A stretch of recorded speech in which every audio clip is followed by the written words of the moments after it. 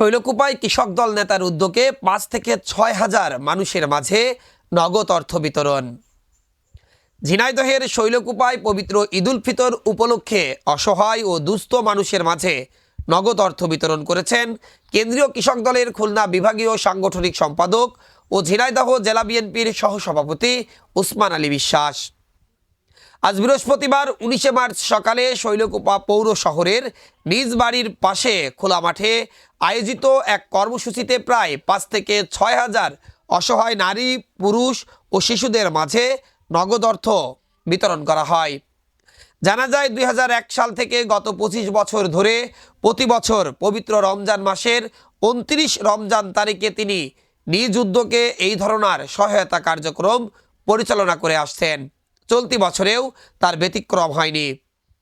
এ সময় উপস্থিত ছিলেন উসমান আলী বিশ্বাসের পরিবারের সদস্য ও স্থানীয় বিএনপি এবং অঙ্গ সহযোগী সংগঠনের নেতাকর্মীরা। অর্থ বিতরণকালে উসমান আলী বিশ্বাস বলেন, রমজানের এই পবিত্র সময়ে অসহায় মানুষের পাশে দাঁড়ানো আমাদের নৈতিক দায়িত্ব। সামর্থ্য অনুযায়ী আমি চেষ্টা করে যাচ্ছি তাদের মুখে একটু হাসি ফোটাতে। ভবিষ্যতে ওই ধরনের কার্যক্রম অব্যাহত থাকবে ইনশাআল্লাহ। জনগণের কাছে চাই মানুষের পাশে দাঁড়ায় কিছু কাজ করার জন্য। মানুষের উপকার তো দূরে থেকে করা যায় না, সে কারণে মানুষের পাশে থাকতে চাই। আমার সিঙ্গাপুরে গেলে ভালো লাগে না, আমি থাইল্যান্ডে গেছি কয়েকদিন আগে, তাও ভালো লাগে না আমার। আমি এই শৈলকুপার মাটিতে আসলে আমার নিজের মাটি হিসেবে, নিজের মানুষ হিসাবে, নিজের লোক হিসাবে আমি এদের খুব পছন্দ করি। তারপরে শৈলকুপাতে আমি আসি, মানুষের মধ্যে যত সময় থাকি, আমি যে ঢাকাতে ৫-৬ দিন ডিউটি করি, বৃহস্পতিবার হলে যে চলে আসি, এবং এই শুক্র শনি 2 দিন আমি এখানে থাকাতে আমার এই জার্নি কিছু মনেই হয় না। কারণ এই লোকের ভালোবাসা, লোকের আশেপাশে 2 কাপ চা খাওয়া, লোকের সাথে বসে একটু কথা বলা, এতেই আমার ক্লান্তি দূর হয়ে যায়। সেই কারণে আমার এই শৈলকুপার মানুষকে আমি ভালোবাসি।